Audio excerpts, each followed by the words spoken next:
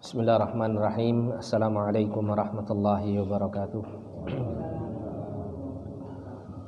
Alhamdulillahirabbil alamin wassalatu wassalamu ala asyrafil anbiya'i wal mursalin nabiyina Muhammadin wa ala alihi wa sahbihi ajma'in. Asyhadu an la ilaha illallah wahdahu la syarikalah wa asyhadu anna Muhammadan abduhu wa rasuluh. Allahumma salli wa sallim wa barik wa an'im ala nabiyyina Muhammadin wa ala alihi wa sahbihi wa man tabi'ahum bi ihsanin ila yaumiddin, amma ba'd. Ma'asyiral muslimin wal muslimat rahimani wa rahimakumullah. Alhamdulillah, pada siang hari ini kita kembali dipertemukan oleh Allah Subhanahu wa taala untuk kembali bersama-sama bertafakuh fiddin, kembali bersama-sama mempelajari ilmu agama Allah Subhanahu wa taala.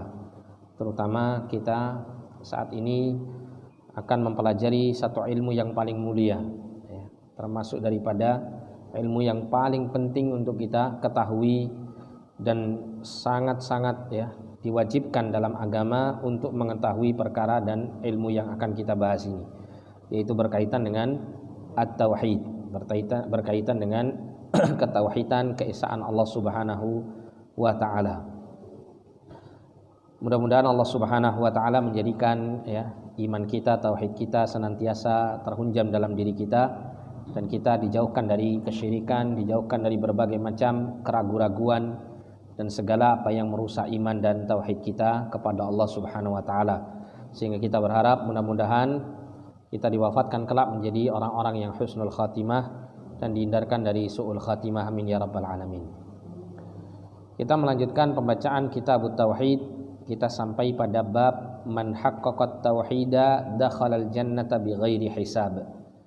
Barang siapa yang mewujudkan ketauhidan dengan sempurna, tentunya di sini dia pasti akan masuk surga dengan tanpa hisab. Dia pasti masuk surga dengan tanpa hisab. Jadi tanpa harus dihitung amalnya langsung masuk surga. Nanti yang berkenaan dengan kebaikan-kebaikannya akan mengantarkan dia untuk bisa naik ke derajat-derajat surga yang tinggi. Namun untuk dosa-dosanya Allah Subhanahu wa taala yatajawaz, Allah memaafkan. Allah tidak menghitung-hitung kesalahan dan dosa-dosanya. Tapi disebutkan di sini dua firman Allah Subhanahu wa taala, yang keduanya berkaitan dengan sifat seorang nabi yang mulia bernama Ibrahim alaihi salam. Wa qaulillahi ta'ala, dan Allah ta'ala berfirman dalam surah An-Nahl ayat 120, inna Ibrahima kana ummatan qanitan lillahi hanifan wa lam yaku minal musyrikin. Sesungguhnya Ibrahim itu adalah ummah. Ummah itu maksudnya adalah qudwatan wa imaman mualliman lil khair. Jadi Ibrahim itu adalah teladan dan pemimpin serta seorang yang mengajarkan kepada kebaikan. Itu makna daripada ummah. Qanitan lillah.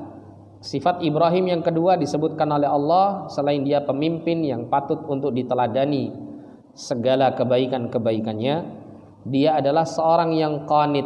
Qanit itu dawamut ta'ah, orang yang senantiasa mentaati Allah Subhanahu wa ta'ala. Hanifan. Al-hanif maknahu al-muqbilu 'ala Allahi al-mu'ridu 'an kulli ma siwa. Hanif itu artinya adalah orang yang selalu menghadap kepada Allah. Selalu menghadap itu maksudnya apa? Orang yang selalu mengingat Allah, selalu memenuhi segala perintah Allah, selalu mentaati Allah Subhanahu wa taala, selalu bersegera untuk mendekatkan diri dan menghadap kepada Allah Subhanahu wa taala. Al-mu'ridu an kulli ma siwa. Ibrahim itu adalah orang yang berpaling dari selain Allah.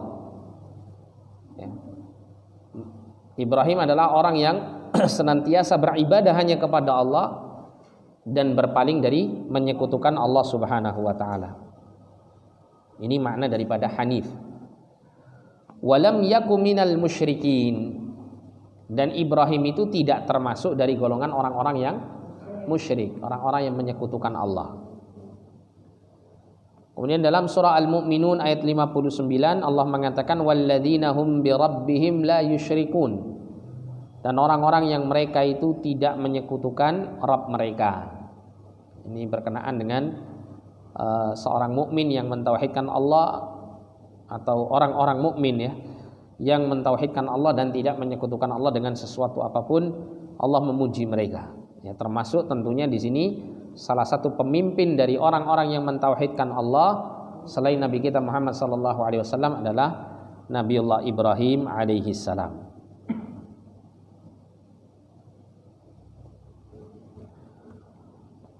Kemudian dalam surat ini Allah Subhanahu wa taala ya mensifati kekasihnya, ya, khalilnya bernama Ibrahim alaihissalam dengan 4 sifat, ya, disebutkan di sini dengan 4 sifat. Sifat yang pertama adalah annahu kana qudwatan fil khairi. Bahwa Ibrahim itu adalah qudwah, teladan, orang yang patut untuk dicontoh dan ditiru. Fil khairi dalam kebaikan. Litakmilihi maqamis sabri wal yaqin. Untuk menyempurnakan kedudukan sabar dan yakin. Jadi salah satu keteladanan yang Nabiullah Ibrahim alaihissalam contohkan kepada kita semuanya dalam hal kebaikan itu adalah bagaimana Ibrahim alaihissalam mampu menyempurnakan sabar dan yakinnya. Sabar dalam menghadapi segala rintangan, sabar dalam menghadapi segala cobaan, sabar dalam menjalankan ketaatan dan ibadah kepada Allah. Dan Ibrahim yakin dengan keyakinannya kepada Allah Subhanahu wa taala inilah maka Ibrahim itu bisa sabar. Contoh gambaran betapa besarnya sabarnya Ibrahim alaihissalam. Di antaranya seperti Nabiullah Ibrahim alaihissalam sendirian menghadapi umat yang demikian banyak dalam keadaan menyekutukan Allah Subhanahu wa taala. Nabiullah Ibrahim menyampaikan tauhid kepada mereka semuanya tanpa ada pelindung dan penolong. Tidak punya pengawal, tidak punya orang yang menjamin keselamatannya. Tapi Nabiullah Ibrahim sabar. Kenapa? Karena yakin dengan pertolongan Allah. Bahkan sampai ketika pada klimaks puncaknya Nabiullah Ibrahim alaihissalam ditangkap oleh umatnya dan dibakar hidup-hidup karena kebencian umatnya kepada seruan Nabiullah Ibrahim alaihissalam untuk mengajak mereka kepada tauhid, menjauhkan diri mereka dari menyembah selain Allah. Maka pada saat itu Nabiullah Ibrahim tetap sabar. Nabiullah Ibrahim yakin dengan pertolongan Allah, yakin dengan ketauhidan yang ada pada dirinya, bahwa Allah tidak akan biarkan dia sia-sia, bahwa dia pasti akan ditolong oleh Allah Subhanahu wa taala. Pada saat Nabiullah Ibrahim dilemparkan ke dalam api yang telah memunculkan panasnya ini. Jadi kisahnya itu kalau kita baca dalam beberapa kitab tentang kisah Nabiullah Ibrahim. Jadi api dari kayu bakar yang sangat banyak itu sudah dinyalakan, Pak. Apinya sudah menjadi besar, Apinya sudah menjadi besar. Nah, pada saat itu kemudian Ibrahim itu dilemparkan dengan apa? Dengan yang namanya manjanik. Manjanik itu ketapel yang besar, Dilemparkan dia, kemudian masuk ke dalam kobaran api yang besar itu. Nah, dalam keadaan yang seperti ini dikisahkan itu banyak hewan-hewan datang berusaha untuk meniup api itu supaya kecil, supaya mati, untuk menyelamatkan Ibrahim alaihissalam. Tapi api itu karena sangat besar sehingga tidak mampu untuk dipadamkan oleh beberapa hewan ini. Dan salah satu hewan yang justru meniup api itu supaya lebih besar itu cicak. Makanya kemudian Nabi SAW perintahkan untuk membunuhnya. Kalau kita bisa membunuh cicak itu dengan 1 kali pukulan akan mendapatkan hasanah beberapa banyak, mendapatkan pahala beberapa, kata Nabi SAW. Dan Nabi menjelaskan apa alasannya, karena cicak ini termasuk makhluk yang berusaha untuk membesarkan api yang membakar Ibrahim alaihissalam. Nah, pada saat itu Nabiullah Ibrahim alaihissalam sudah ya hampir api itu memakan dirinya. Datanglah malaikat Jibril alaihissalam. Malaikat Jibril datang untuk menawarkan dirinya menyelamatkan Ibrahim alaihissalam. Apa yang dikatakan oleh Nabiullah Ibrahim? Nabi Ibrahim mengatakan amma minka fala. Kalau pertolongan itu dari kamu, tidak. Saya tidak butuh pertolongan dari kamu, wahai Jibril. Amma minallah fa'arju. Adapun kalau pertolongan itu datang dari Allah Subhanahu wa taala, maka saat ini aku benar-benar mengharapkan pertolongan Allah. Bayangkan kondisinya sudah sangat kritis, kondisi dalam keadaan gawat, terus ada yang memberikan bantuan pertolongan. Kalau kita ya mesti langsung kan begitu Pak ya. Langsung tidak pakai lama. Tapi kalau Nabi Ibrahim, namanya tauhidnya Ibrahim ini sudah mendarah daging pada dirinya, itu tidak bisa Pak. Dalam keadaan seperti ini tidak bisa rusak tauhidnya, tidak bisa terganggu tauhidnya. Padahal kalau seandainya ya seseorang dalam kondisi seperti Ibrahim ini, dia menerima tawaran Jibril alaihissalam dalam kondisi seperti ini, tidak ada masalah. Kenapa? Karena Jibril alaihissalam memiliki kemampuan dengan izin Allah untuk memadamkan api. Dan ini tidak merusak ketauhidan. Tapi Nabiullah Ibrahim levelnya lebih tinggi daripada itu. Ibrahim tidak mau kesempurnaan tauhidnya itu terganggu dengan adanya Jibril yang datang memberikan bantuan kepadanya. Ya, meskipun tidak menghilangkan ketauhidan ya, tidak termasuk bentuk kesyirikan, tapi kalau seandainya Jibril itu diterima bantuannya, tentu nanti kesempurnaan tauhidnya Ibrahim berkurang gitu. Maka apa yang dilakukan Ibrahim? Ibrahim karena kekuatan tauhidnya meniadakan bantuan dari Jibril. Justru dia mengatakan amma minallahi fa'arju. Adapun pertolongan itu datangnya dari Allah, maka aku benar-benar harapkan saat ini. Kemudian apa yang terjadi? Allah Subhanahu wa taala langsung yang menolong Ibrahim alaihissalam. Ya. Allah Subhanahu wa taala berfirman ya. Wa qala rabbukum ud'un, gimana itu ayatnya? Jadilah ya wahai api ya, kuni bardan wa salaman ala Ibrahim. Ya naru kuni bardan wa salaman ala Ibrahim. Wahai api ya, jadilah kamu dingin dan keselamatan bagi Ibrahim. Yang Allah berikan ya sebagai bentuk keselamatan Allah kepada Ibrahim alaihissalam itu diberikan dua Ibrahim. Jadilah kamu wahai api menjadi dingin dan selamatnya Ibrahim. Karena kalau seandainya api itu menjadi dingin, dingin itu belum tentu bisa memberi keselamatan. Bisa saja dingin yang sangat itu membuat orang itu mati. Ya, orang itu membeku kan gitu. Tapi Allah Subhanahu wa taala memberikan dingin dan keselamatan. Artinya dingin di sini membuat kesejukan bagi Ibrahim yang awalnya merasakan panas yang luar biasa menjadi dingin, sejuk. Dan kemudian selamat Ibrahim alaihissalam. Jadi Allah memberikan dua nikmat sekaligus kepada Ibrahim ketika menyelamatkan Ibrahim alaihissalam. Apa itu? Rasa dingin yang menggantikan rasa panas dan kemudian keselamatan dari kematian. Ya. Dua ini nikmat. Ya, tidak hanya Allah jadikan dingin api itu, atau tidak hanya Allah jadikan Ibrahim selamat dengan apa? Padamnya api misalnya. Karena dengan padamnya api, mungkin rasa panas yang dirasakan oleh Ibrahim pada saat itu mungkin masih terasa. Apalagi Ibrahim pada saat itu di atas tumpukan kayu yang terbakar. Ya, tentunya tidak hanya api, tapi bara-bara api yang melekat pada kayu-kayu tersebut masih tersisa kan begitu. Allah jadikan dingin, kemudian Allah berikan keselamatan. Apa yang membuat beliau mendapatkan keutamaan ini? Beliau sabar dan yakin. Termasuk juga bagaimana beliau bisa ya melakukan serangkaian ketaatan kepada Allah Subhanahu wa taala. Yang kalau kita baca atau kita dengarkan kisah Ibrahim alaihissalam ini, perintah Allah kepada beliau ini perintah yang super hebat, super berat gitu ya. Enggak ada.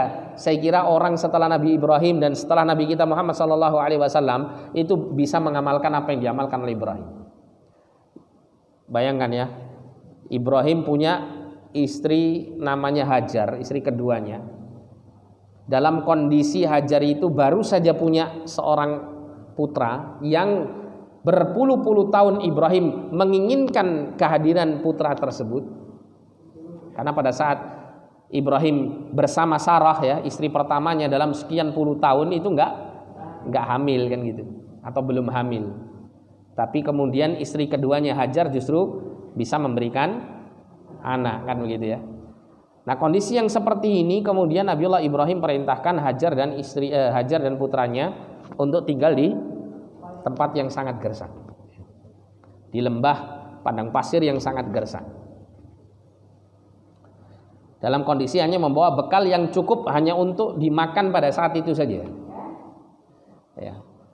Kemudian apa yang terjadi pada saat Nabiullah Ibrahim alaihissalam meninggalkan istri dan anaknya? Nabiullah Ibrahim tidak menoleh, terus jalan membelakangi anaknya dan istrinya tersebut. Kemudian anak dan istrinya ini panggil-panggil ya, bukan anaknya ya, istrinya yang panggil-panggil gitu ya. Anaknya masih bayi, masih nangis gitu aja. Istrinya memanggil-manggil, ya Ibrahim, lima taraktani ya min hadzal wadi. Wah Ibrahim, kenapa kau tinggalkan aku di lembah yang gersang seperti ini? Ya, kamu kok tega sekali jadi suami kan? Ditinggal begitu saja, digeledak nih. Nabiullah Ibrahim diam saja. Beliau tidak menoleh, beliau tidak berhenti, terus jalan membelakangi istrinya. Nah, karena dia istri Nabi, ya, isyarat apa yang dilakukan oleh Ibrahim ini sangat paham. Ibrahim ini jelas gak mungkin meninggalkan saya dan anaknya di tempat seperti ini kalau bukan perintah Allah Subhanahu Wa Taala. Ya. Maka kemudian Hajar pun apa? Mengatakan, ya, Allahu amaraka bihada, apakah Allah yang perintahkan kamu wahai Ibrahim untuk melakukan hal ini? Nabi Ibrahim itu tidak menoleh, Pak.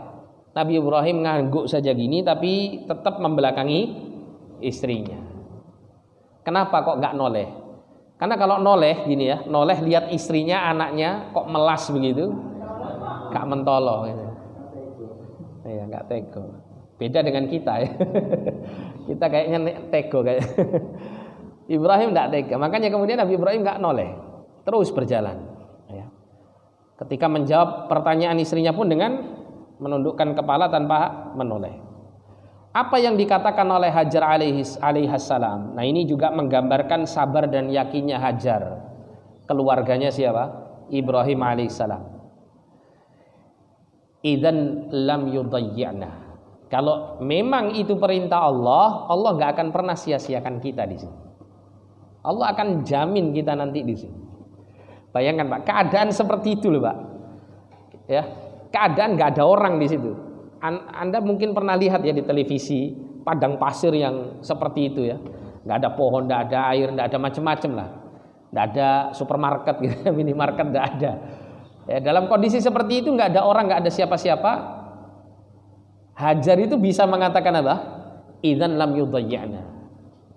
Kalau gitu Allah nggak akan menyia-nyiakan kami. Ya, kalau kita kan kadang-kadang akal kita yang dipakai, Pak. Keyakinan kita, iman kita ini kurang. Kadang kita pakai akal, pakai pikiran. Lah terus aku iki kok mangan karo ngombe enggak ya apa gitu kan gitu. Ya. Masa pasir ini saya makan? Enggak mungkin. Mau cari air di mana kan begitu. Tapi Hajar alaihissalam mengatakan idzan lam yudayyi'na. Ini enggak keluar dari orang yang punya akal, Pak, tapi punya apa? Punya iman. Ya punya akal ya tetap ya, tapi maksudnya bukan sumbernya dari akal semata. Tapi sumbernya dari iman dan tauhid kepada Allah Subhanahu wa taala yang kuat. Akhirnya apa yang terjadi? Benar, setelah ditinggalkan oleh Nabiullah Ibrahim alaihissalam, Hajar alaihissalam bersama putranya ya, tinggal sendirian di situ. Setelah habis bekal yang diberikan ya berupa makanan dan minuman, maka putranya ya Ismail yang masih bayi pada saat itu menangis karena kehausan. Sedangkan Hajar alaihissalam tidak bisa menyusui karena kondisinya juga kehausan, kekurangan minum kan gitu. Apa yang dilakukan oleh Hajar? Hajar melakukan yang namanya as-sa'yu, ya, sa'i istilahnya. Lari naik ke Bukit Safa, terus turun ke Bukit Marwah, naik lagi ya, Itu dilakukan sampai 7 kali. Apa tujuannya? Tujuannya untuk mencari barangkali di balik bukit-bukit itu ada orang-orang yang bisa menolong. Tapi itu pun seakan-akan sesuatu hal yang mustahil kan gitu ya. Menemukan orang dengan waktu yang sesingkat itu. Tapi itulah yang dilakukan oleh Hajar untuk menyempurnakan tawakalnya kepada Allah. Jadi tawakal itu, Pak, jangan dikira tawakal itu cuma duduk meneng pasrah gitu saja, enggak. Tapi tawakal itu apa yang bisa kita lakukan selaku kita sebagai manusia ya, usaha-usaha manusiawi yang bisa kita lakukan. Kemudian dalam hati kita thiqah, memiliki kekokohan yakin kepada pertolongan Allah Subhanahu wa taala karena kita serahkan urusan ini kepada Allah, maka disitulah kita telah menyempurnakan ketawakalan ini. Seperti Hajar alaihissalam. Sampai pada akhirnya Hajar alaihissalam ya tidak mendapatkan apapun, tidak menemui seorang pun, akhirnya Allah Subhanahu wa taala utus malaikat Jibril alaihissalam turun. Dan kemudian ya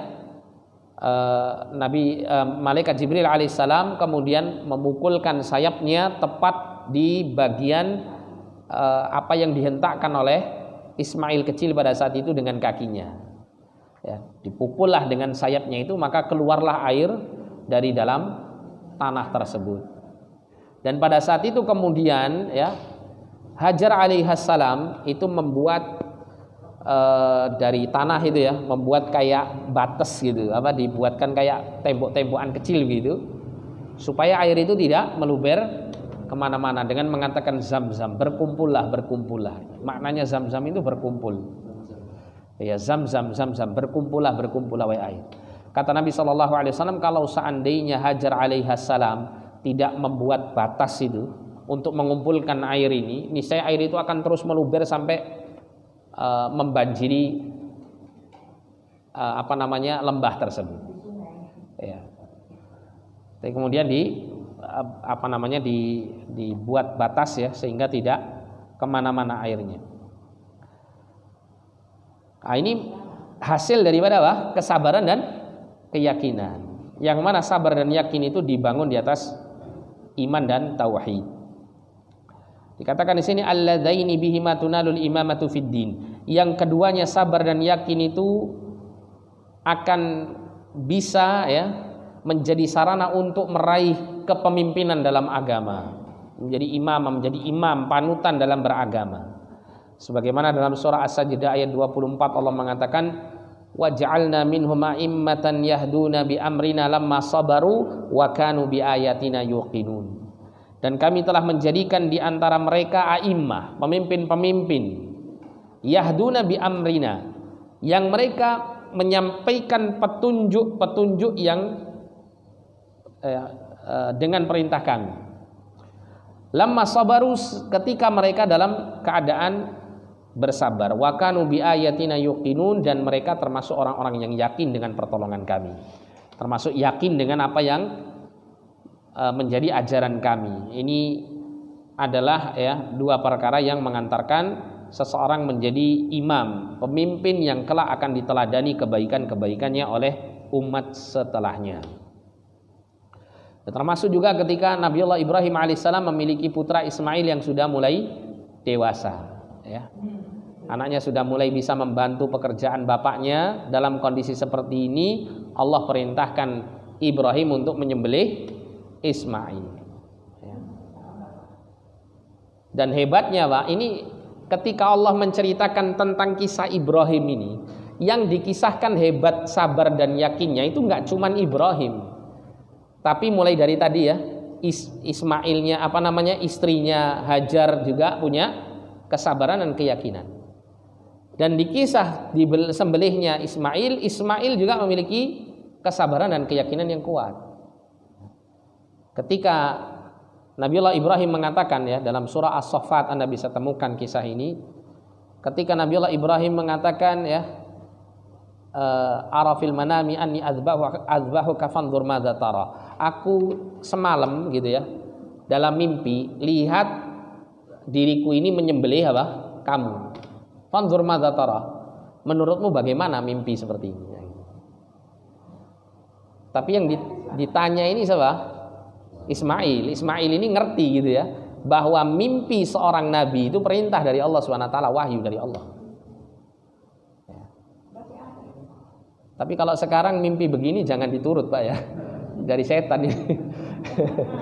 Tidak ada seperti itu. Ya. Fanzur madza tara, bagaimana menurut pendapatmu? Jadi Ibrahim meskipun mendapat perintah dari Allah tetap apa? Berusaha untuk menyampaikan ini kepada putranya. Tidak langsung tiba-tiba, nak sini nak kamu tidur sini, sembelih enggak. Ya. Menunggu kesiapan siapa? Nabi Allah Ismail alaihissalam. Tapi Ismail karena dia putra seorang nabi juga dididik di atas wahyu ya, dan kelak akan menjadi seorang nabi pula. Nabiullah Ismail alaihissalam yang pada saat itu masih sangat muda belia, dia menunjukkan kualitas yakin dan sabarnya. Dia mengatakan apa? If'al ma tu'mar. Ya abati if'al ma tu'mar, satajiduni insyaallah minas sabirin. Wahai bapakku, laksanakan apa yang menjadi perintah kepadamu. Satajiduni insyaallah minas sabirin. Engkau akan mendapati aku insyaallah, nah gitu ya. Dengan kehendak Allah, dengan pertolongan Allah, minas sabirin, dari kalangan orang-orang yang sabar menjalankan ini. Yakin dan sabar. Sampai pada akhirnya Allah Subhanahu wa taala kemudian apa? Mengatakan qad saddaqtar ru'ya, ya Ibrahim, kau benar-benar telah membuktikan mimpimu. Berarti kamu lebih cinta aku daripada anakmu gitu. Ya. Ada sebuah kisah, wallahu alam ini kisah Israiliyat apa benar atau salah saya tidak tahu, tapi disampaikan oleh para mufassirin dalam kitab tafsirnya. Jadi pernah Nabiullah Ibrahim itu mengatakan gitu ya, ada seorang tamu, yang tamu ini ternyata jelmaan seorang malaikat.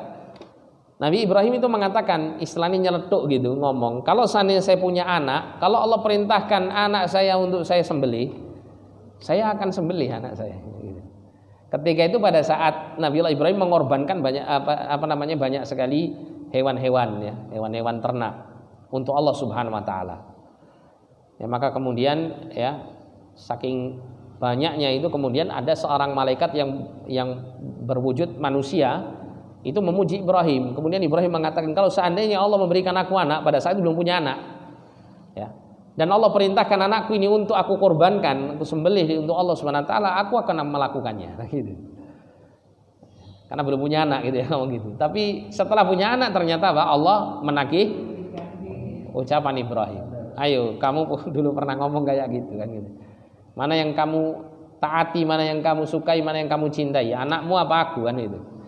Oleh karena itu Nabiullah Ibrahim itu dikasih gelar oleh Allah Khalilullah, Khalilur Rahman. Khalil itu kekasih yang sifatnya tingkatan paling tinggi, Pak. Ada cinta kekasih itu namanya Habib. Habib itu masih di bawah Khalil. Khalil itu paling tinggi. Yang punya gelar Khalil cuma 2 di kalangan manusia itu. Di kalangan makhluk ya. Yang dapat Khalil itu cuma 2. Nabi Muhammad SAW dan Nabiullah Ibrahim alaihissalam. Yang kedua-duanya ternyata apa?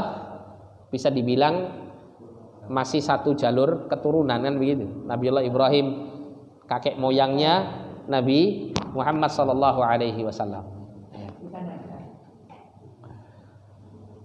Nah, ini gambaran bagaimana kisah Ibrahim alaihissalam yang mewujudkan sabar dan yakin, yang kemudian beliau diangkat sebagai manusia yang menjadi teladan bagi seluruh umat manusia. Kemudian sifat yang kedua, annahu kana khasyian muti'an mudawiman ala ibadatillahi ta'ala. Sifat yang kedua yang dimiliki Ibrahim alaihissalam, Ibrahim itu khusyuk, sungguh-sungguh dalam dia beribadah, melaksanakan perintah Allah itu khusyuk, sungguh-sungguh.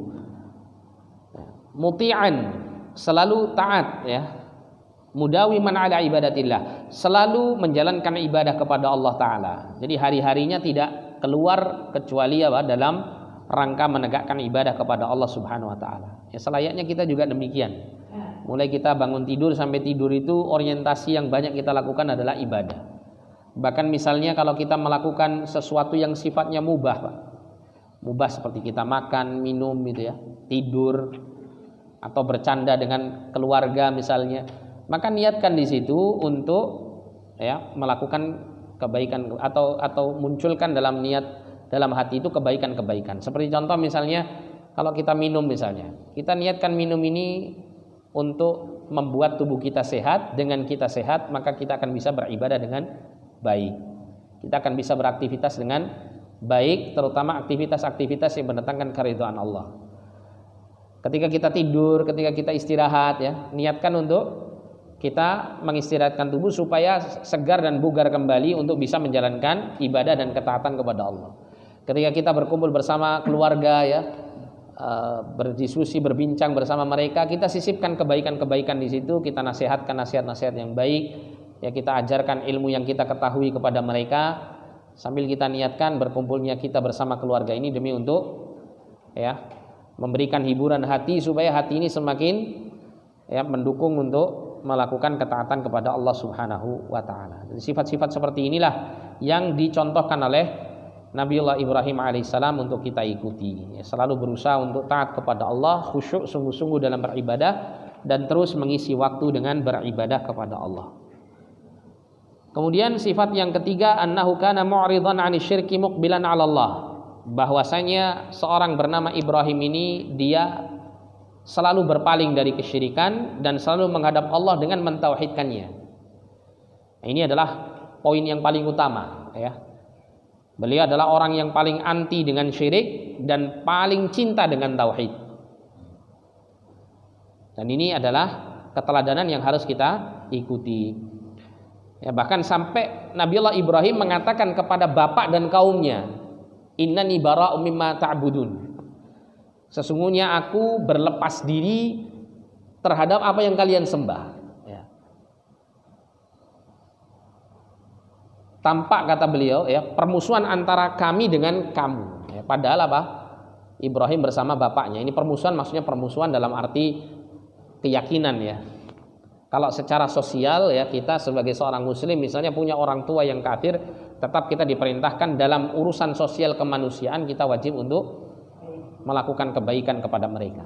Tapi tidak mentaati mereka dalam hal yang mungkar, apalagi dalam hal maksiat dan kesyirikan. Maka wajib bagi kita untuk memiliki ketegasan.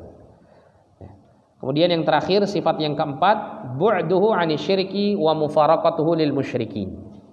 Ibrahim itu jauh sekali dari kesyirikan dan berusaha untuk berlepas diri dari orang-orang yang menyekutukan Allah Subhanahu wa taala. Ibrahim itu bukan orang yang suka kumpul sama orang-orang musyrik. Oleh karena itu kalau kita berada di satu tempat yang mayoritasnya di situ melakukan kesyirikan, ya, penyembahan berhala atau kesyirikan yang lain gitu ya. Kampung kita misalnya banyak musyriknya, maka lebih baik kita tinggalkan, kita berpindah. Karena kondisi yang seperti ini tidak mendukung kita untuk terus mempertahankan tauhid kita. Kalau kita tidak mampu memberikan warna ya tauhid ke tengah-tengah umat atau tengah-tengah masyarakat di sekitar kita, maka lebih baik kita hijrah ya meninggalkan daerah tersebut untuk menyelamatkan tauhid dan keimanan kita dari ya lingkungan yang merusak ketauhidan kita dengan kesyirikan. Wallahu a'lam bishawab. Insyaallah untuk kelanjutan dari bab ini kita akan baca pada pertemuan yang akan datang. Kita tutup dengan doa kafaratul majlis. Subhanakallahumma wa bihamdika asyhadu an la ilaha illa anta astaghfiruka wa atubu ilaik. Wa sallallahu ala nabiyyina Muhammadin wa ala alihi wa sahbihi wasallam. Alhamdulillahirabbil alamin wa lakum minkum assalamu alaikum warahmatullahi wabarakatuh.